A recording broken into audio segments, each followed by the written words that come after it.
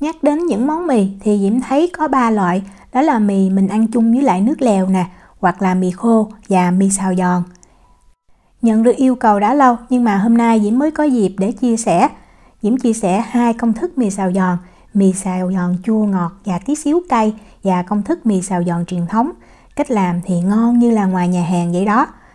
Mì để làm mì xào giòn á, mình có thể tự làm hoặc là mua đều được. Và Diễm chia sẻ cách chiên á, tiết kiệm dầu mà rất là dễ dàng luôn. Cách làm như thế nào? Thì bây giờ mình cùng vào bếp làm món mì xào giòn với Diễm nha.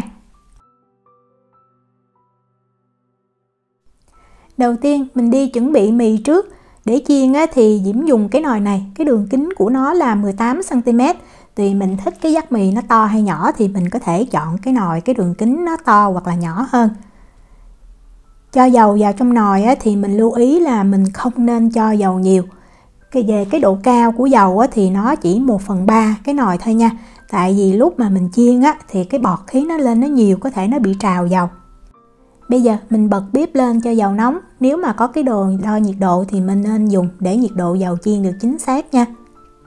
Đây là mì mà Diễm đã làm sẵn rồi. Thì cái công thức làm mì tàu này Diễm có chia sẻ. Diễm để cái link ở phần miêu tả video nha. Rất là dễ làm luôn. Mì làm tại nhà đó thì mình có thể làm xong rồi mình cất tủ lạnh được 5 tới 7 ngày. Còn nếu mà mình muốn bảo quản lâu hơn thì mình cứ cất vào trong tủ đông đá. Khi ăn thì mình lấy ra, mình để cho mì nó tan mềm là được. Hoặc là nếu mà mình không tự làm thì mình cũng có thể mua mì tàu tươi. Kiểm tra dầu đã nóng chưa nè. Thì nhiệt độ chiên Diễm thấy chính xác là 170 độ C, 338 độ F. Dầu mình cần cái nhiệt độ đúng để mì nó được nở mà nó không có bị nén lại, nó giòn, nó xốp. Lượng mì để chiên cho cái nồi có đường kính là 18 cm thì Diễm thấy 80 g là vừa nhất. Mình cho mì vào thì mình rải đều ra như vậy. Rồi mình lấy cái phới lòng hoặc là cái đồ vớt mì đó, mình ấn mì xuống. Như vậy cho mì nó nhúng trong dầu thì nó sẽ nở ra, nó xốp, nó giòn. Và mình nhúng ngay giữa như vậy nè, để tạo cái trũng khi mà mình xào hải sản, đồ rau củ mình cho vào, nhìn nó sẽ ngon hơn. Đó, mình cứ nhúng mì xuống như vậy ha. Cho tới khi mà mình thấy mì nó chuyển sang vàng. Và bọt khí lúc này nó cũng giảm bớt rồi nè. Thì mình xoay mì thêm tí xíu cho mì nó chín vàng. Thời gian chiên rất là nhanh, khoảng 2 phút là mì nó đã chín vàng. Mình vớt ra và mình để ráo dầu là được. Bây giờ đầu tiên Diễm sẽ chia sẻ cái công thức mì xào giòn chua ngọt và chút xíu cay. Rau củ cho cái món mì xào giòn chua ngọt này thì đơn giản ha. Mình chỉ cần sử dụng ớt chuông thôi và thêm tí xíu củ hành tây. Mình cân làm sao cho ớt chuông và củ hành tây nó khoảng 50 g là được. Cái công thức này thì Diễm làm cho 1 phần ăn nha. Vì vậy cái lượng rau cải nó không có nhiều. Mình có thêm một cái nhánh hành lá thì Diễm cân nó khoảng 10 g. Và mình cắt ra thành từng khúc như vậy. Khoảng cỡ 2 lóng tay. Để thơm hơn thì mình có rau cần ta nha.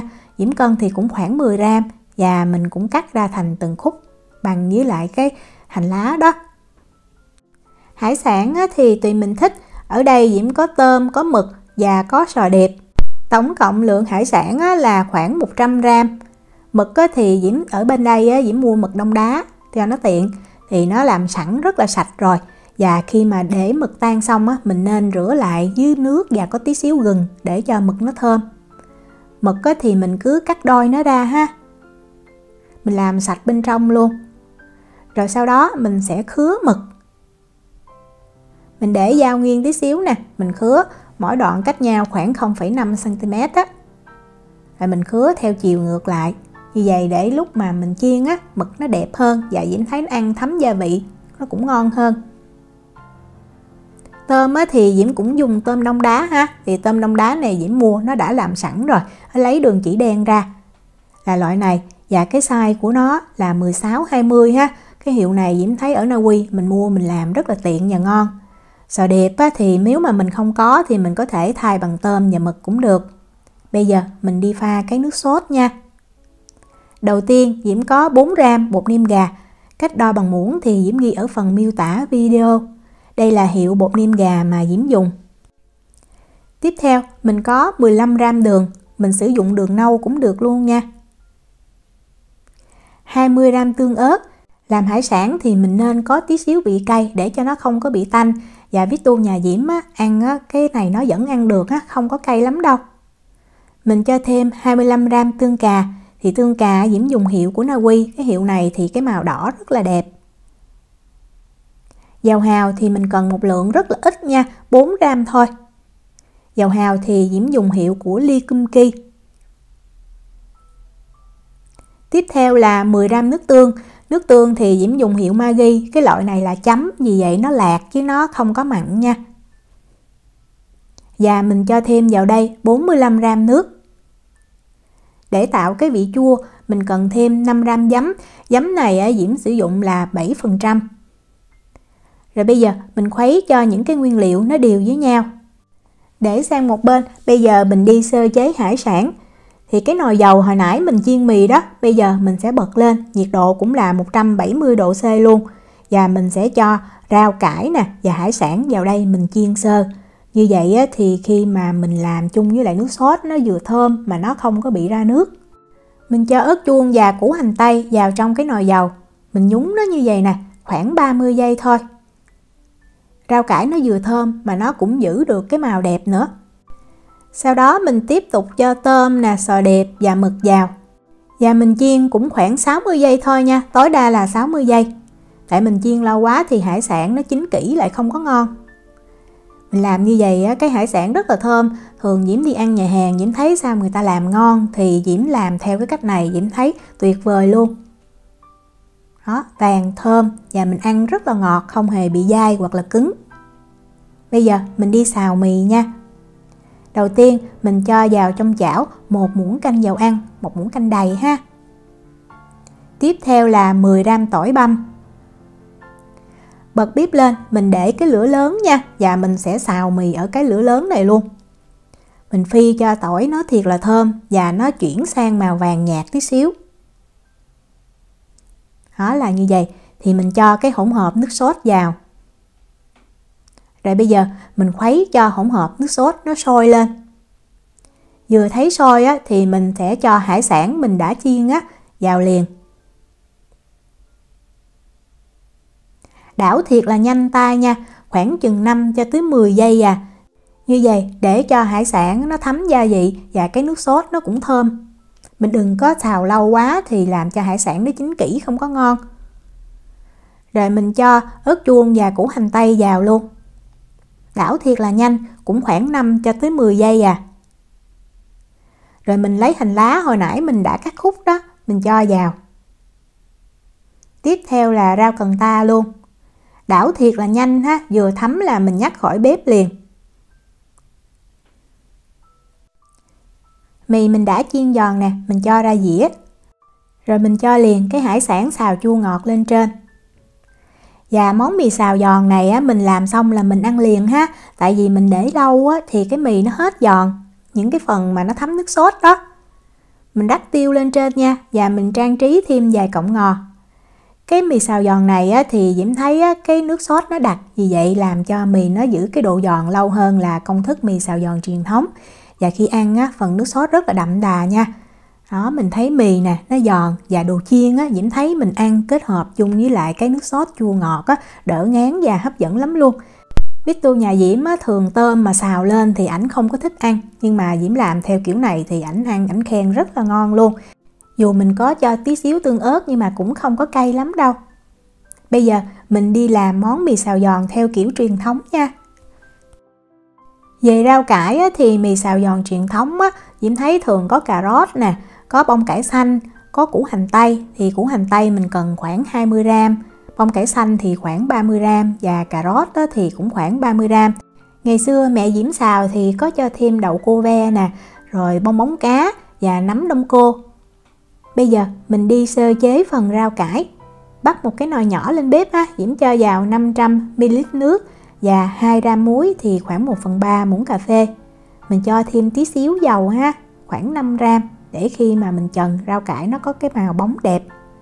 Mình cho cà rốt vào trong nước chưa sôi luôn Rồi bây giờ mình bật lửa lớn, mình để cho nước nó sôi. Khi mà nước sôi thì mình luộc cái cà rốt này khoảng 1 phút Sau 1 phút thì mình lấy bông cải xanh mình cho vào. Và mình để cái lửa lớn nha, cho nước lúc nào nó cũng sôi để giữ được cái màu xanh cho rau cải. Mình luộc bông cải xanh này khoảng 30 giây là mình nhắc khỏi bếp liền. Vớt rau cải ra thì mình ngâm liền vào trong tô nước lạnh, giúp cho nó giữ màu đẹp và giữ được cái độ giòn ngon. Bông cải xanh thì mình nên sơ chế như vậy ha. Nếu mà mình xào mình không sơ chế ăn nó bị dai không có ngon. Về hải sản thì mình cũng cần khoảng 100g. Và cái cách sơ chế hải sản thì y như là cái công thức mì xào giòn chua ngọt Diễm có chia sẻ lúc nãy nha. Mình cũng cho vào trong dầu, mình chiên lên như vậy. Và cái công thức rau cải và hải sản này cũng cho 1 phần ăn, tức là 1 vắt mì khoảng 80g đó. Để tôm mực sò điệp ở đây, bây giờ mình đi pha cái nước sốt. Đầu tiên mình cũng cần 4g bột nêm gà. Tiếp theo là 10g đường. Dầu hào thì mình cần 10g. Và mình cũng cho thêm tương ớt nữa, giúp cho cái hải sản nó thơm, nó không có bị tanh. Mình cần 10g. Nước tương thì mình cần 12g. Và Diễm cho thêm vào đây 150g nước. Rồi bây giờ mình khuấy cho cái sốt này nó đều với nhau ha. Để qua một bên. Mình đi chuẩn bị cái nước bột bắp để mình làm cho nước sốt nó đặc.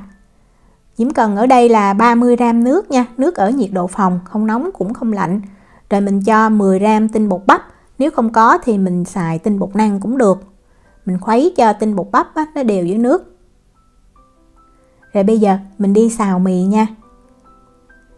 Bắt một cái chảo lên bếp, Diễm cho vào đây 1 muỗng canh dầu ăn. Tiếp theo là 10g hành tím mình băm nhuyễn. 5g tỏi mình cũng băm nhuyễn. Và tí xíu gừng mình cũng băm nhuyễn luôn. Thì Diễm cân nó là 2g, mình không cần nhiều nhưng nên có để cho cái nước sốt mình nó thơm. Và lưu ý là mình băm cho nó thiệt là nhuyễn ha. Bật cái lửa lớn nè. Rồi bây giờ mình xào cho hành, tỏi và gừng nó thiệt là thơm. Nó cũng chuyển sang cái màu vàng nhạt tí xíu. Đó là như vậy. Thì mình cho cái hỗn hợp nước sốt vào. Mình khuấy thiệt là đều. Mình đợi cho cái hỗn hợp nước sốt này nó sôi nhẹ lên. Khi mà mình thấy nó sôi mình sẽ lấy cái nước mà tinh bột bắp mình cho vào. Và Diễm lưu ý là mình chỉ cho 1/2 trước ha. Rồi mình khuấy đều. Nếu mà mình thấy chưa có sệt như là mình muốn thì mình mới cho thêm. Chứ mình đừng có cho liền hết vào cùng lúc thì làm cho cái nước sốt này nó rất là đặc. Khi mà mình thấy cái độ sánh của sốt đã vừa rồi thì mình cho củ hành tây vào. Đảo đều khoảng 5 giây rồi mình lấy hải sản mình đã chiên mình cho vào luôn. Xào mì này thì rất là nhanh ha. Rồi mình cũng đảo đều khoảng 5 giây thôi à.